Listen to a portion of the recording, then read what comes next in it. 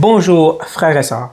J'espère que vous êtes en bonne santé et prêts à monter sur une montagne parce qu'à partir de maintenant, nous allons regarder le sermon sur la montagne.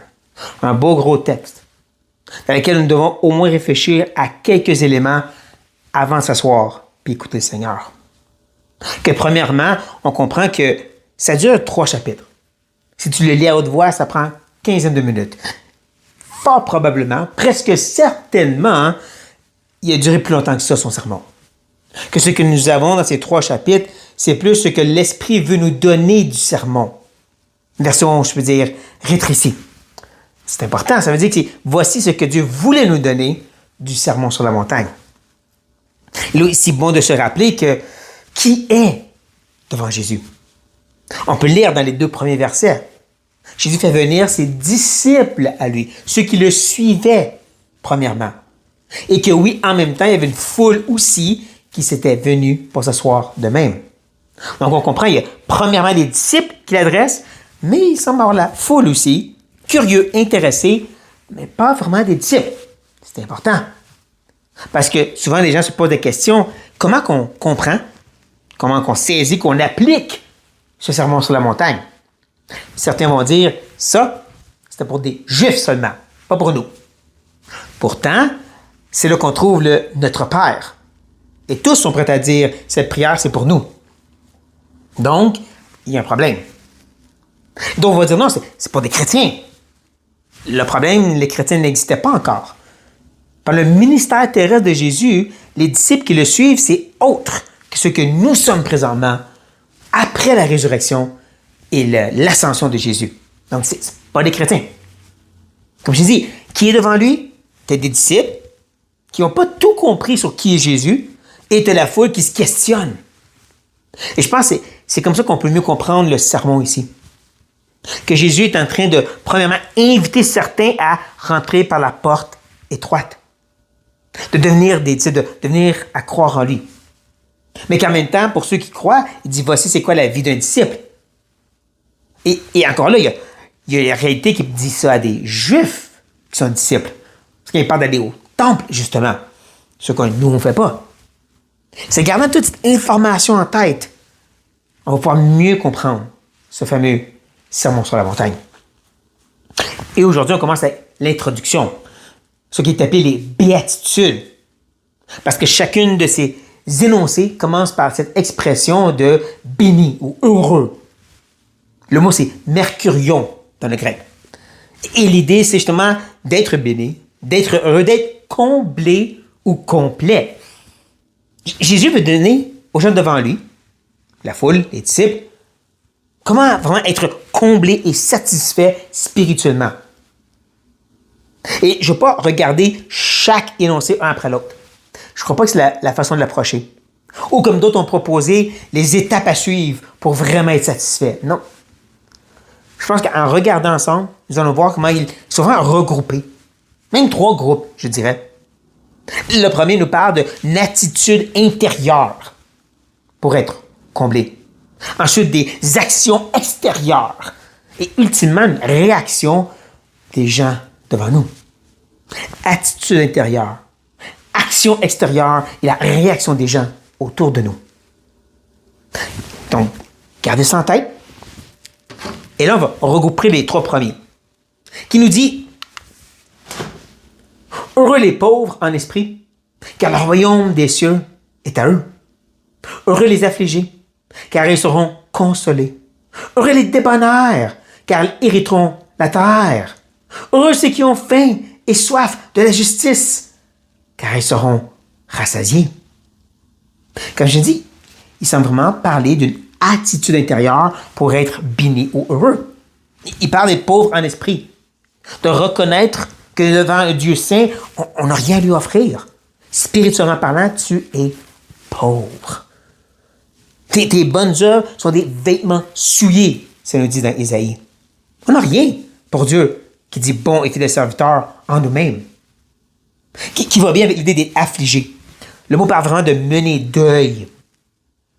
Maintes fois, à maintes et maintes fois dans l'Ancien Testament, l'Éternel dit à Israël, à la place de vous réjouir et de célébrer, faire des fêtes, vous devrez justement mener deuil parce que vous êtes spirituellement mort. Parce que vous avez péché et vous devrez être puni. C'est un peu la même sorte d'idée sur laquelle Jésus veut revenir ici. Vous devrez ressentir votre misère devant un Dieu 3 fois saint. Et ceci va bien aussi, cette idée d'avoir faim et soif de la justice. On veut cette justice que Dieu demande, mais on reconnaît qu'on ne l'a pas. On reconnaît, on est triste qu'on ne l'a pas. Et bien sûr, on n'oublie pas le débonnaire, littéralement d'être humble, d'être par terre, de reconnaître qu'on n'est rien devant Dieu. Quelle humilité, justement, qu'on est à ressentir. Quelle idée de vraiment prosterner devant lui. J'ai rien à t'offrir, ô Éternel. C'est eux qui sont bénis. C'est eux qui sont satisfaits et comblés. C'est un peu à l'encontre de la mentalité comme de nos jours et dans ce temps-là. Où est-ce qu'on est satisfait de notre spiritualité, de notre fidélité. Tous les religions prônent cette idée que tu es bon, tu es fidèle, Dieu t'approuve. Jésus dit non, tu veux être satisfait?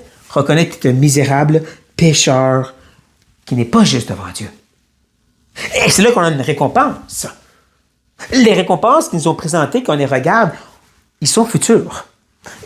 Ils parlent du royaume des cieux. Ils parlent d'être rassasiés de la justice comblée, complet. C'est pas maintenant ça, c'est après. Mais je trouve que l'idée d'hériter la terre, nouvelles cieux, après. Et donc, cette idée aussi d'être consolé, on sait, on voit dans les Apocalypses, tout nos larmes vont être essuyées. Notre joie va être comblée. Mais ça, c'est après. Il y a un sens qu'il y a aussi un maintenant. Hein? Déjà maintenant, on a une certaine consolation. Déjà maintenant, on est dans les royaumes des cieux. Déjà maintenant, on est rassasié parce qu'on est justifié en Christ. Mais comme je dis, ultimement, c'est des récompenses extérieures pour ceux qui reconnaissent leur état misérable intérieur. Ceci nous amène maintenant aux actions extérieures. Et on lit « Heureux les miséricordieux, car ils obtiendront miséricorde. Heureux ceux qui ont le cœur pur, car ils verront Dieu. Heureux ceux qui procurent la paix, car ils seront appelés fils de Dieu. » Mais là, Martin, ça parle de cœur pur, ça semble être une attitude intérieure, ça. Attendez. Regardons les deux autres avant. Miséricorde ou miséricordieux a deux définitions, autant le mot grec que hébreu. Premièrement, de cette idée de ne pas recevoir le jugement, la punition qu'on mérite. C'est ça l'idée de miséricorde. Tu mérites un jugement, tu ne l'as pas. Mais il y en a un autre. Un qu'on voit beaucoup dans l'Ancien Testament. C'est cette idée de faire miséricorde, en d'autres mots, de secourir ceux qui sont affligés. Je crois que c'est plus ça ici l'idée. Parce que c'est ça l'appel que Dieu donne énormément dans l'Ancien Testament. C'est ça le reproche qu'il fait à Israël à maintes et maintes fois. Vous n'avez pas été miséricordieux. Vous n'avez pas aidé les gens affligés et misérables. Qui va bien avec l'idée d'être un procureur de paix ou un artisan de paix. Celui qui recherche à unir des gens qui sont en chicane. Comme on le voit dans le Nouveau Testament, mais aussi dans l'Ancien. Mais il y a encore mieux que ça. Parce que Paul dit dans Corinthiens que nous sommes des ambassadeurs de Christ, appelant les gens à être réconciliés avec Dieu, comme un artisan de paix, justement. On partage le message d'espérance et salut en Jésus-Christ. Donc, on voit que même s'il y a un aspect de l'intérieur, cœur de miséricorde, un cœur qui recherche la paix, il y a des actions extérieures. Et c'est pour ça que je pense que la même chose, c'est le cœur qui est pur. Dans l'Ancienne Alliance, le cœur pur se voyait par la façon que tu obéissais et que tu suivais la loi de Dieu. Mais dans le Nouveau, dans Hébreu, ça nous parle justement que c'est ceux qui sont saints, ceux qui justement sont dans la pureté, qui peuvent voir Dieu, comme on est ici. Donc, c'est quand même une façon de vivre. Mais nous avons la mauvaise nouvelle. Comme l'Évangile nous dit, hein, on reconnaît des misérables pécheurs. Ayant cette bonne nouvelle, on est dans la paix quand même, mais aussi il y a une vie qui vient avec. Une vie de sanctification, de pureté, d'obéissance. On fait aux autres ce qu'on veut qu'ils nous fassent. On fait aux autres comme notre Père fait. On bénit nos ennemis. Encore, c'est eux qui sont comblés et dans la joie et qui reçoivent une récompense. Mais cette fois-ci, je dirais qu'elle est plus présente que future. Ouais, il parle d'obtenir miséricorde. C'est maintenant qu'on a un secours de Dieu. C'est maintenant qu'on est appelé fils de Dieu. Et je dirais qu'il y a un sens, c'est aussi maintenant qu'on voit Dieu. Oui, ultimement, on va le voir face à face, dans la gloire. Mais déjà maintenant, par la foi, nous le voyons Dieu, parce qu'on est ses enfants. Le monde est aveugle, voilé. Ils lisent la Bible, c'est un livre. Nous, on voit Dieu se dévoiler devant nous. On le voit en Jésus, dans les évangiles, Dieu se dévoiler devant nous. Donc, oui, il y a une réalité future, concrète et parfaite, mais il y a aussi des récompenses qui sont présentes et maintenant et qui sont aussi tout aussi palpables. Et tout ça, on en a besoin pour être comblé et joyeux, parce que maintenant, il y a la réaction des gens. Cette dernière section nous dit « Heureux ceux qui sont persécutés pour la justice, car le royaume des cieux est à eux. Heureux serez-vous lorsqu'on vous outragera, qu'on vous persécutera et qu'on dira faussement de vous toutes sortes de mal à cause de moi. Réjouissez-vous et soyez dans l'allégresse, parce que votre récompense sera grande dans les cieux. Car c'est ainsi qu'on a persécuté les prophètes qui ont été avant vous. » Quelle serait cette réaction? La même que Jésus mentionne dans le discours de la chambre haute. Ils vont vous haïr parce que vous me représentez. Ils m'haïssent moi parce qu'ils ne savent pas que je suis envoyé de Dieu. Je représente le Père. Cette même haine va amener une persécution. Et je dirais que le verset 11 et 12 nous montrent un peu les deux côtés de la même médaille. Une persécution physique et une qui est verbale, outrage. Dire faussement de vous toutes sortes de mal. Nous, ici en Amérique du Nord, on connaît peut-être plus le deuxième, mais la réalité de rejet et d'attaque physique, autant que de mensonges verbal, c'est la réalité de ceux qui sont rattachés et qui représentent Christ. Et on a tellement de compagnie, comme il dit, c'est comme ça qu'ils ont traité les prophètes. Ceux qui avaient été mis à part, qui ont eu des vies très difficiles pour la plupart, et qui pourtant étaient si bénis, parce qu'ils appartenaient à Dieu, eux autres. Mais ne manquez pas que la raison qu'on peut vraiment se réjouir, c'est qu'une persécution qui est pour la justice, qui est à cause de Jésus. D'accord, on représente lui. On vit pour honorer Dieu, et c'est pour ça que la société ne comprend pas et se moque de nous.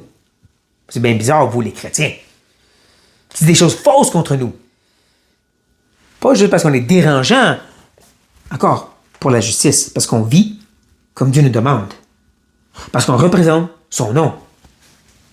Et ce qui est frappant, c'est qu'on arrive au dernier verset ici, verset 12, nous arrivons au premier et seul commandement de tout notre texte. Vous avez réalisé que tout ce que Jésus a dit jusqu'à date, ce n'est pas des commandements. Vous devez être miséricordieux. Vous devez sentir votre misère. Non, vous êtes heureux si ça vous arrive. Si votre cœur est là, si votre vie est comme ça, vous seriez comblé. Mais il ne dit pas faites ceci. Le seul commandement qu'on reçoit à la fin de cette section, c'est l'idée de se réjouir et d'être dans l'allégresse. Pourquoi? Encore, parce qu'on vit ça et qu'on va recevoir ça. Une grande récompense dans les cieux. On vit beaucoup trop, même dans notre monde chrétien, avec un accent sur des récompenses terrestres. Dieu qui répond nos prières, qui guérit, qui bénit, qui donne une famille.